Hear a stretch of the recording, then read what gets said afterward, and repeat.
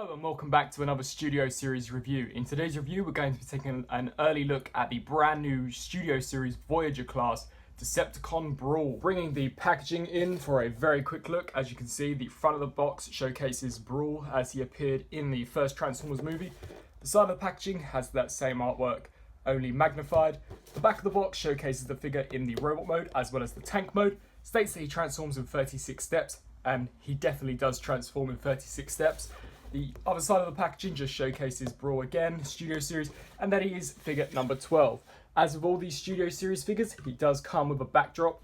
Similarly to the Voyager Starscream and Deluxe Ratchet, it is from that Mission City battle. You've got some explosions, some aircrafts in the air, some vehicles on fire, as well as loads of destruction. So a really cool and very fitting backdrop for Brawl. Now, Brawl was a character that appeared in the very first live-action Transformers movie. And up until now, we've only ever had a Leader Class and a Deluxe version for him. The Leader, I always thought, was the superior version. The Deluxe was good, however, was extremely small. And this is definitely a very refreshed and updated look for the character. As you can see, Brawl has been faithfully recreated and looks near exact to how he appeared on screen. Bringing him in for a closer look, as you can see, we've got a fantastic head sculpt on this guy. You've got some amazing molded in detailing. For the face, you can make out the mouth, the red eyes underneath, which looks to be the eyelids, all picked out in silver, and then you've got the red eyes. The mouth looks really cool, definitely very layered, and the detail on the head is really impeccable. On the top, we've got these cool missile pods. These are reminiscent of what we saw him use in the first movie. The arms have got some silver paint on them as well, just to bring out some of the details of the fingers, and them too have been detailed very nicely. You've got quite a lot of sculpted in detailing all the way throughout. You've got some gears and pistons. The gun looks really cool as well, as so does this bayonet and machine gun weapon. You've got that same silver paint. The chest is fairly nice as well, very military-esque, and you have got some subtle silver accents throughout to just break up the overall colouring. Bringing him down, the legs are rather interesting as well. You've got some more silver paint on the top sections there, just to give it this layered appearance, as well as a very bulky and armoured look, which Brawl had in the movie. Turning the figure around, he is essentially kibble-free on the backpack. The only downside is this main turret. It doesn't detach nor swivel or anything. It does just hang out on the back. And if I had any complaints, it would definitely be that there's no way to detach it without potentially damaging the figure. This kibble here is not necessarily too much of an eyesore, and as Brawl was a bulky character in the movie, it does definitely fit the character overall. So overall, for the details and paint on this figure, it's definitely really cool. Turning to Brawl's articulation, for such a bulky figure, he is surprisingly very well articulated. The head is on a ball joint, so it can look left and right, as well as up very slightly and down very slightly. So the head is fairly limited, can tilt left and right as well. The missile pods are on ball joints, so you can maneuver them in whatever way you so choose. The arms can rotate forwards and backwards. They can hinge outwards there, as well as outwards where the elbow section is, in and out for transformation. There is a 90-degree bend at the elbow.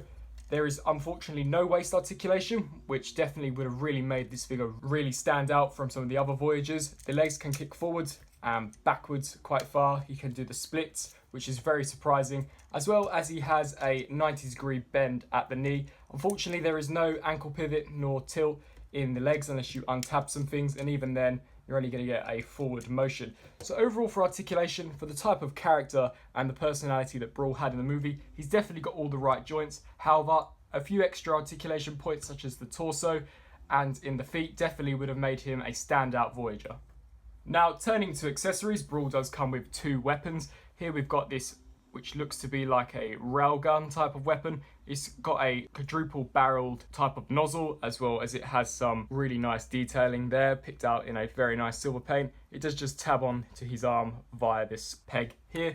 The second accessory that he comes with is this bayonet type weapon. You can see you've got the two blades on the front, as well as the minigun. Now, surprisingly, the minigun is actually a separate accessory. It is removable, so if you so choose, you can just plug the minigun onto his arm or put it onto other figures. However, in order to retain movie accuracy, I do tend to just leave it on.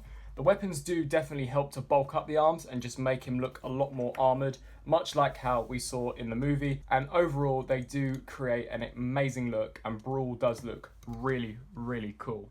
For your Studio Series Transformers 07 movie lineup, Here I have Brawl next to the Voyager class Starscream, as well as the Deluxe class Ratchet.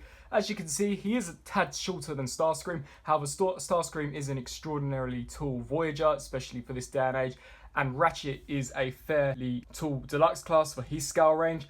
I do remember in the movie that Ratchet did actually use his buzzsaw to cut one of Brawl's arms off, so I do think that Ratchet perhaps should be slightly smaller than Brawl. However, the scale is not too detracting and they still do look very good upon the shelf. I do like the scale between Starscream and Brawl. However, I swear in the movie that Brawl was a very, very big character, so surely he should be bigger than Starscream. For a final comparison, here is the Voyager class Brawl next to what I did call the definitive Brawl in my collection, the Leader class. As you can see, the brand new Studio Series Brawl is a lot slimmer in certain areas and definitely isn't as kibbly as the original Leader. Although I like the Leader, there's no denying that this new Voyager is a heck of a lot accurate. As you can see, turning both of the figures around, their back turrets clear up a lot nicer on this new Voyager than this Leader. It did just all kind of sit on the back. However, I do believe that is due to this figure having electronics. One advantage that this figure has over this figure is that I do like how you can maneuver the main turret in a variety of different ways on this figure. You can actually use it as a weapon to undersling it under his arm, whereas this one unfortunately is fixed into place. Overall, I do definitely think that this is more accurate, but personally I will always go with the Leader class. I just think that the scaling is a lot better with it, as well as it's a very nostalgic toy for me, being from the very first live action Transformers movie. Now, before I get into the transformation for this figure, I just want to tell you that the instruction manual is completely useless. This is the first instruction manual that I've read for these Studio Series figures where it just has completely made no sense at all. There are certain aspects that tells you to undo some sections. These pieces here with the arms are very unclear, as in later steps they tell you to do other things with the arms, which just does make no sense. This step here I found is actually wrong. I will demonstrate that whilst I transform it. You don't need it like this, it goes a completely different way. So upon transforming this figure for the first time, it was extremely frustrating. However, once I messed around with it myself, I did find that some of the joints and some of the neat tricks that some of the legs and the arms do definitely made for a very satisfying transformation. Now, for the first step, I recommend that you pull off the weapons. You're going to have to do this either way, as there's no way you're going to be able to transform this figure with the weapons still attached. You're going to want to straighten up Brawl's head, as well as these pieces, rotate them that way. That will just allow for some extra clearance. You then want to bring these sections here downwards, like that, on both sides. Pull them downwards. The next step is separating the head from the body. You simply just grab the head and pull forward, and it will bring this whole section forwards like so. Upon doing that, you want to take these pieces here and fold them backwards like that. You're then going to want to take the head section and hinge it all the way backwards. As this is a new figure, it is fairly stiff on my copy, but once you do it a few times, it will begin to loosen. Then going to want to pull this section downwards so that the head is near enough flush with these pieces here. Upon doing that, you're going to want to turn the figure around, and now essentially we're just going to push these pieces until they peg into these slots down here. Just push them together like that. You are now going to want to take this entire turret section and pull it upwards just like that. That will allow for some more clearance. You then want to take the arms and rotate them so that the forearm is facing the back section, like so, and then pull these sections inwards just like that, and just leave them to sit there for a second. You're then going to want to come to these pieces and pull these treads outwards like that, and then hinge them upwards like so. You're then going to want to come around to the back again and take this whole section here and rotate it all the way around like that. You will need to make sure that the legs are clear so that they don't hinder the rotation joint, and just leave it to sit like that. Turning the figure around, you're now going to want to bring this section upwards like that, and then take these sections here and bring them all the way upwards until these grooves here just rest in those notches there. They won't tab in, but they will just rest in there, and then sit these sections flush. You're then going to want to take this whole head assembly and just tuck it upwards. There are a few slots in there that these tabs here will tab into, so you just want to try and line those up as best as you can and tab those in like so. Turning the figure back around, you then want to take the turret section and rotate it upwards like that. Now regarding the alignment of the arms, you want to take this section here and rotate that around like that, and then hinge that like that, so that you've got the hollow section facing and you have this hinge folded up like that. You then want to take the arm piece and fold it outwards and just bring this section around until it all lines up so that the joint is like that, and there is a groove there that this slot here will just slide into, just like that. You then want to repeat the exact same process on the other side. So rotate this inwards like this, just hinge it on upon itself, get the legs out of the way, rotate the arm around, hinge it backwards like that, lift this section up and slide it into that same groove, and at the same time line all these pieces here upwards, and then tap the section at the back like so. Once you've got the arms configured so that it has created the base for the main turret, you then want to look up, and as you can see here, you've got some tabs there and there that will plug into these slots here. You just want to line those up and tab them into place like so. You now want to come to the leg section and rotate the legs like this. You then want to pull this piece out here. That will allow you to tab these two pieces together. Just unplug these back sections. That will allow you to hinge the feet upwards until they snap into place. That tab will plug into this slot here. Just tab those together, bring this whole section up, and then we want to come here and swivel these pieces out until they soft tab into place. And now it's all about lining up. So inside here there are a couple of slots that will peg into a few tabs along the side of the tank mode.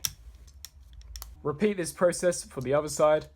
Untab this section here and plug that in. Make sure that that section is down and plug this tab here into that slot in there, and just go around the tank. And that is Brawl in his completed tank mode. Now, as I said before transforming this figure, it is a fairly finicky transformation, especially the alignment of the arms, and the instructions are as clear as mud on the positioning of the arms. They tell you to do about 6 different steps for the arms, when really and truly it only equates to about 2. Now, talking about imperfections on the figure, I cannot for the life of me get this piece here to plug down. It just will not sit flush, which is such a shame. As you can see, it does kind of detract from the overall look of a very cool looking tank. As you can see, we've got some really nice paint applications. We've got different shades of camouflage green, which look really cool. You've got the main turret as well as the 2 turrets that we saw in the robot mode. None of these are articulated, unfortunately. The top turret doesn't articulate, nor does this. It's all tabbed into place. However, you can manipulate the different missile pods, so that's certainly cool. He does have some rolling wheels on the base of his treads, so you can get Brawl to roll. You've got the gas canisters at the back, and in terms of weapon storage, there are a few ports at the top that these weapons just snugly plug into, just to make him look extra armored up. So overall for tank mode, it's definitely a very cool looking tank mode, minus some imperfections. However, the transformation from getting it to robot mode to tank mode can be fairly finicky. Overall, Studio Series Brawl is a fantastic addition to the Studio Series lineup. He is a heck of a lot more accurate than that initial Leader. Whilst I still do think that I do prefer the Leader due to the nostalgic presence that it has, there's no denying that this is definitely more accurate. It's a very well needed update on that character. It slims down a lot of the areas that the Leader was bulky on, as well as just being to scale better with some of those other Studio Series figures. The articulation for a bulkier character is fantastic. I really like the inclusion of the different accessories. If they didn't have included them, I don't think I would have enjoyed this figure as much as I do. The transformation, while fairly involved, it's still quite fun in some aspects, especially as you begin to transform the back turret section. It's cool how the arms all curl around this section and really fill it out. So that's definitely interesting to see. The tank mode is very cool. I am a little bit bummed out by that gap in the back of it. However, if you're not too fussed about having slight gaps in your Transformers vehicle modes, then I'm sure it would be an easy pass. I highly recommend this figure. I hope that you enjoyed this review. If you did, please let me know down in the comment section below. I will have reviews of the Studio Series Lockdown and Jazz up by the end of the week, so please stay tuned for them. Thanks for watching.